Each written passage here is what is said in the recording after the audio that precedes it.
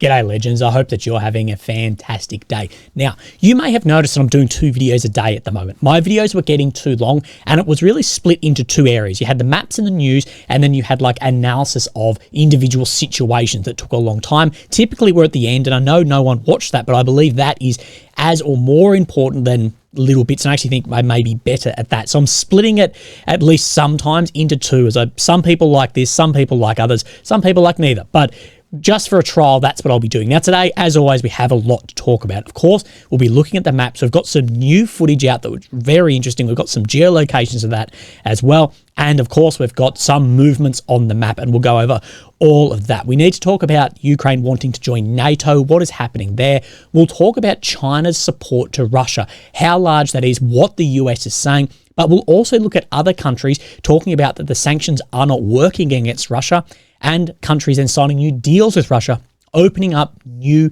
avenues for Russian business and support then through the government to the military. But first off, what I want to speak about is the most important delivery to Ukraine, I believe, in at least the last 12 months. And this is an AWACS aircraft. Now, this is the Swedish defense minister on Twitter has just announced Sweden will donate a new military capability to strengthen Ukraine's air defense. 16 will be the largest military aid package yet at 1.16 billion euros. Will donate airborne, so AWACS ASC 890. Now, I believe it's actually 2 of these. Now, you and I have spoken ever since the F-16s were announced that Ukraine will need some level of AWACS support if it is to operate these successfully outside of support that will be handed in from NATO. Now, what am I talking about? Well, we look on the maps. Here, of course, is Ukraine, and these are the occupied areas, but these fighter aircraft will need to work up in the north, in the east, in the south. Now, we know for a fact, ever since the beginning of the war, even pre-war, there was many different sorts of AWACS aircrafts, early warning, electronic warfare aircraft flying all through NATO on the border of Ukraine and up and down the Black Sea as well. And we know that that information is being handed into Ukraine. And we know when the F-16s come in, likely those aircraft would be working along with the F-16s. What is an AWACS? Well, there's a lot more than this, but it's basically just a massive radar control system. It has a far better radar because it's up in the ground than you can have up in the air, rather than on the ground. It's much more powerful than a fighter aircraft will have, and this is increasingly important for older fighter aircraft. An F-35, yes, still works with that, but it is just a computer on its own as well. And this can control many different things in the battle space. But what we were talking about is then the F-16 will have that down in this region and in the in the west of the country. But up in this northeast, from the unclassified ranges we know from everything from your AWACS aircraft, there's going to be no reach out into here. Now, with Ukraine having its own AWACS capability, it will greatly improve how those aircraft are able to operate and where they are then able to operate. The main downside of this is it's 2 aircraft, and of course, that is going to be incredibly important, and it will become Russia's largest target of what then they are trying to hit. But this is a very important delivery. Now, let's talk a little bit on these. The ASC 890 is a part of a large age package for Sweden. The total of this exact cost is not disclosed, but Poland bought 2 in 2023 for $58 million. So around that $30 million mark, making a dent in that 1 million or over 1 million euros. But still, in very important delivery of that aircraft, and we'll see how that works in with the F-16. That said, we're expecting the F-16s basically any day now, but we've been saying that for months, but after well over a year of training. Now, has training been done on the specialists inside these aircraft? It's not only the pilots, you'll have specialists, electronic warfare operators, radar operators in the back. Takes a long time, as well as just ground crew for these aircraft, tooling up, fitting up. How long until we see these in? If the F-16 is anything to go by, if training hasn't begun yet, you're looking probably at a minimum of 12 months. That said, again, at this point, we don't know what has been happening yet. We do know that Sweden is backing strikes into Russia as well as they want to give Gripen fighter jets as well, but people have said focus on the F-16s, not on the Gripen. But you got to remember, this stuff takes a bloody long time. So let's look at the maps. Let's look at some footage straight off the bat. So here we have Ukraine in the center and the capital of Kyiv. The red areas occupied since 22, the purple since 2014. Of course, the green is areas where Russia has been then before. So let's start at some footage. So yesterday we spoke about in Krasnoarivka, so down then in here, that there was a Ukrainian push in here, and Syriac map then showed this. Now, what we have seen, and we reported that it was likely Bradley's, that it was Bradley's being reported in here. And we do have a geolocation of then where the Bradleys then got to. So it is right on this corner down here. So have got a long way down. You're talking right down, if we line this up, right down into here, still shown as red on this map. Now, this should still be shown as red and or grey. This is the lining up of where that is, because we did see then these Bradleys get struck. So this footage will be fully on my Telegram, but you can see a Bradley here and then being struck and then destroyed by drones there. But interesting to see getting right down into then these areas on the map down in here. But someone pointed out something that I've been saying, and I think he words it really well. The problem Ukraine has is it can't do this with 3 Bradleys every day on one axis and take the losses and still continue to do it non-stop. That's how Russia does it. The only way to gain ground is to accept losing ungodly amounts of men and material. And we see any gain made by Russia, any gain made by Ukraine has, as he puts it, ungodly amounts of men and material then being lost. And just the amount of, say, BMPs, BTRs compared to Bradleys is very significant. And we have spoken about at this point with how things are going in Ukraine, waiting for some other supply and this attritional aspect of war. Is it worth trying to push for ground like this and then losing, of course, very important equipment here for what seem to be sort of meaningless gains at the moment, and keeping that back, trading some time for territory, and then whenever you launch your offensive, then go from there. We've spoken about that then at length. But then let's push right up into the north and we'll have a look up here. So Vovchansk, no change has been shown on this map for now some time. And we did see that Syriac and other maps were reporting that Ukraine did have a push back across the Vovcha River here and have taken back some of Vovchansk. Now, Syriac today is showing that Russia has then pushed out to the east just in these blocks in here. So we do know there's a lot of fighting in here. Situation, Northeastern front. From Chuhiv axis, Russian army managed to capture the Vovchansky, this Zavod factory inside the town of Vovchansk. Now, this is, again, what I've spoken about with the attritional aspect of war and what it turns into. Should there be a trade of time for ground in areas like this, areas like Krasnoarivka, and the deployment of assets and troops to try and maintain the optics of not losing ground, but could that be counterproductive then down the line? So let's then come down into then Bakhmut, and we don't see any changes put on the map down into the west of Bakhmut, but to the south we do see just between Avdiivka and Klishkivka some small ground being shown here. Now, many other maps are showing that this is more like something like that, lining up more so with then the grey zone, as Surik has said that the entirety of Klishkivka is under Russian control. But we do know, confirm, there's definitely some movement on this front. Now, we'll come down onto then the Avdiivka front, and what we see here is this push from Netilyovi as well out west of Pervomaysky, pushing up then to this reservoir. Now, we've talked a lot about this reservoir and the troops in here, but now there are then two exits back.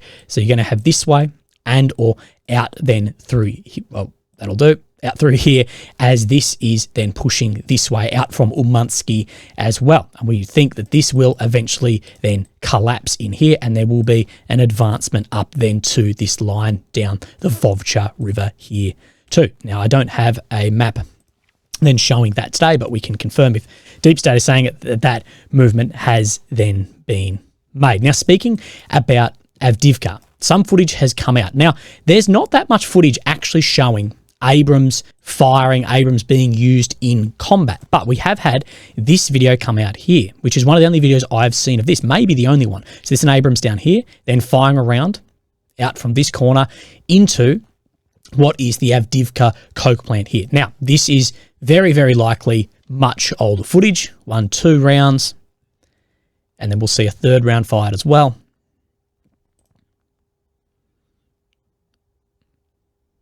There it is. So, of course, you have a physical reloader in that reloading, but let's have a look at where this actually is. So this is located between Verdachi and Stepove, firing out this way, and then the coke plant. Now, let's have a look at how far this is. So the nearest corner is about 2 miles, just over 3 kilometers, depending on where that's firing in. So that is really talking the max range of a tank like an Abrams. Now, we have seen up in this area between Verdachi and Stepove, this is where the majority of the Abrams losses were. But people are pointing out that we haven't really seen much footage of these coming out, and it appears that a lot of tanks currently in the war are being used more as an artillery piece than a traditional tank role, especially when you've got drones, you've got mines, you've got all of this, then that is becoming more of that. And the actual difference that a way better tank to a worse tank is make on the front line, yeah, it's going to be a little bit more, but it may actually be negligible for the amount you've got versus the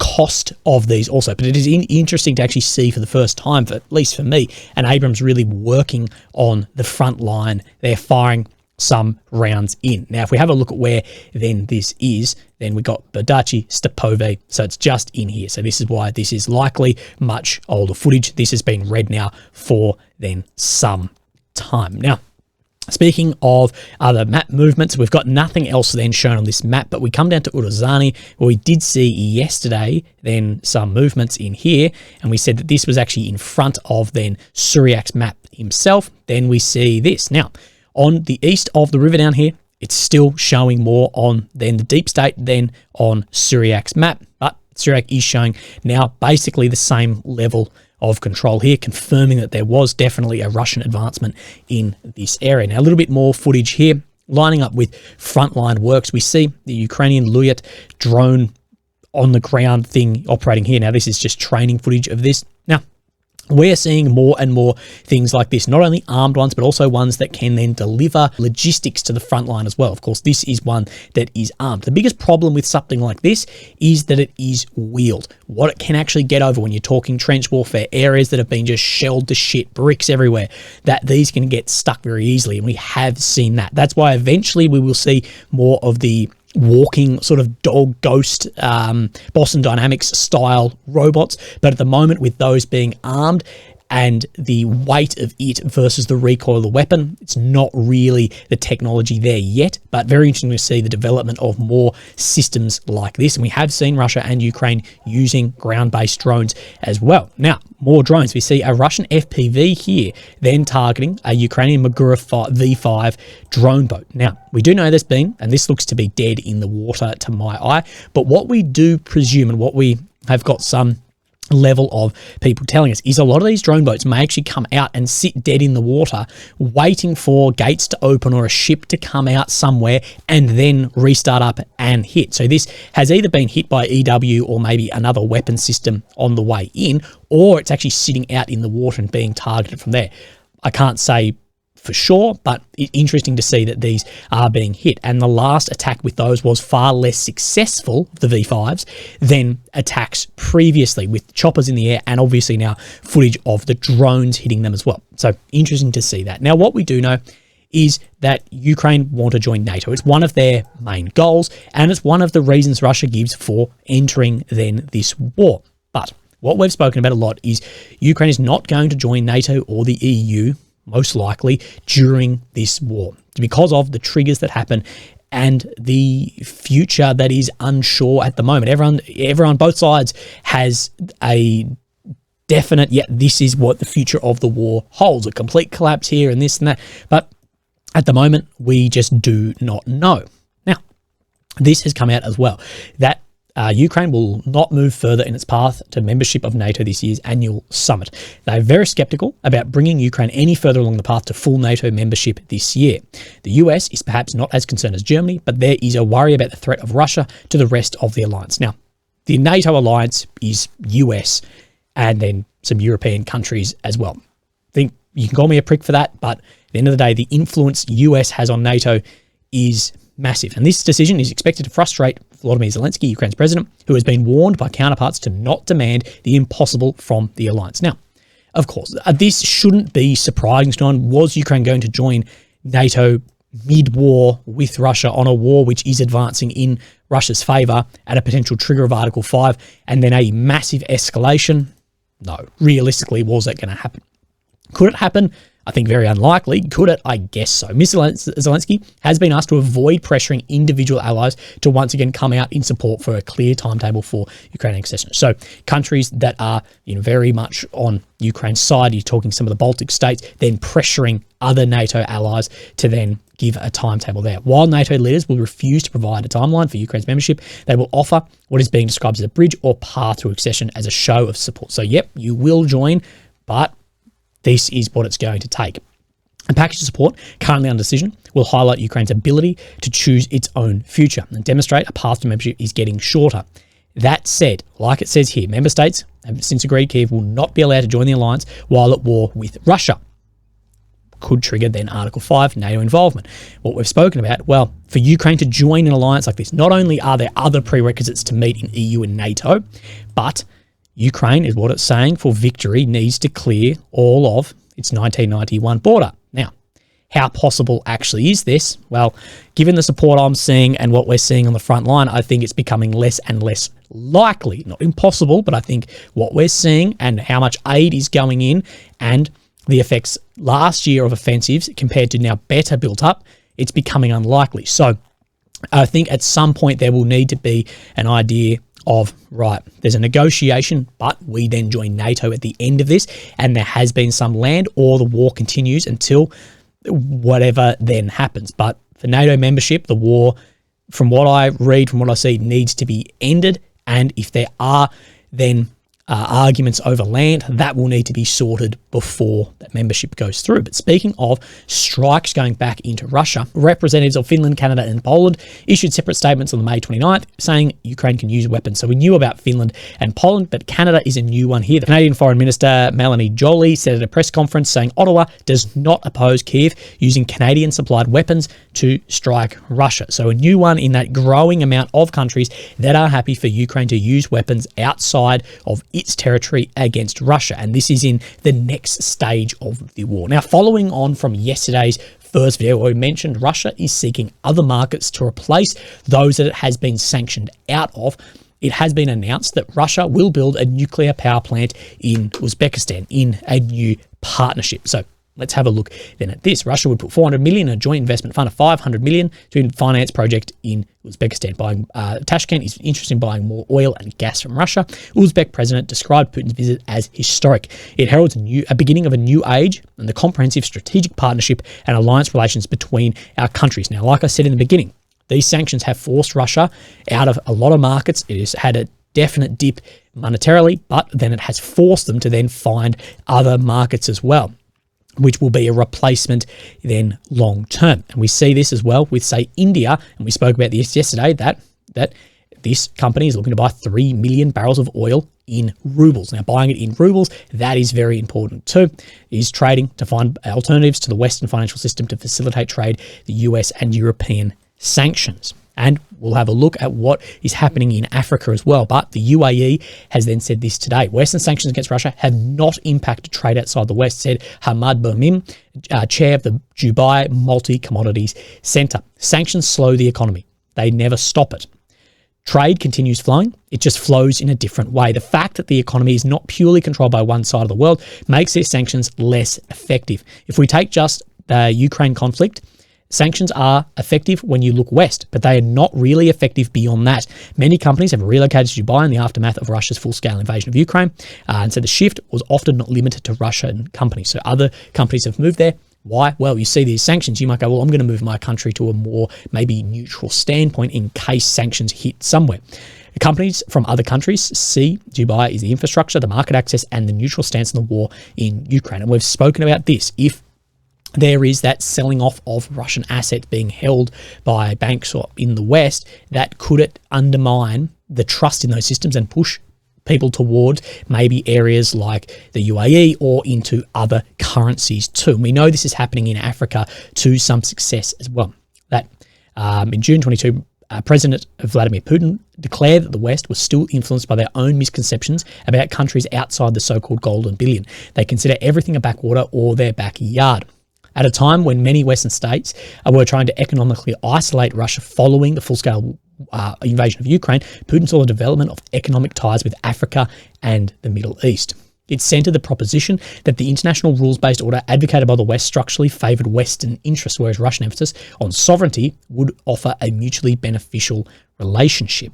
Now, a group of states that actively seek to assist Russia while becoming increasingly subordinate to Russian influence, displacing Western interests across Africa and the Middle East. The trajectory is now becoming clear. So trying to have more influence in those countries, and of course, where the left markets pick up other areas of those markets. And by this and other things that I'll read, and I'll do a video specifically on this, is the saturation of effort focused in Europe, in Ukraine, blurring our vision to what is happening in other areas around the world with Russia and China and access into Africa, the Middle East, maybe India, all of this. Now, this is what was said about China from Kurt Campbell, the Deputy Secretary of State of the US. It's fair to say that China's general goal has been not only to support Russia, in our view, to the hilt, but to downplay that publicly and try to maintain normal diplomatic commercial ties with Europe. And I think what we were heartened by yesterday in the discussions at the North Atlantic Council was how many European countries spoke up clearly with the view that it would be impossible to maintain a normal relationship with China if, at the same time, the Chinese were serendipitously abetting the most destabilizing war in Europe since the Second World War. But can we sanction China to the degree of what we have sanctioned Russia? And does it do exactly in the last slide we spoke about? Campbell described Beijing's aid for Russia over the past 18 to 24 months as deeply concerning. I do not want to underscore that what we've seen from China to Russia is not a one-off or a couple of rogue firms involved in supporting Russia. This is a sustained, comprehensive effort that is backed up by the leadership in China that is designed to give Russia every support behind the scenes that will allow them to reconstitute elements of their military force. Their long-range missiles, UAVs, some of their capacities to track movements on the battlefield, long-range artillery and the like. This is an effort that has been designed to be largely out of view. And the amount of evidence of China actually directly supporting Russia, there's not that much. But the US is saying that there is a lot. But like we've spoken about, if China enter this war, where does that then lead from there? With the industrial capacity, the population that China then bring with it, and the experience that I'm guessing Chinese officers in Russia are getting looking into what is happening here, same as our officers looking into what is happening here as well. Legends. Thank you for watching. Have a great day, and I'll speak to you tomorrow. Thank you. Bye-bye.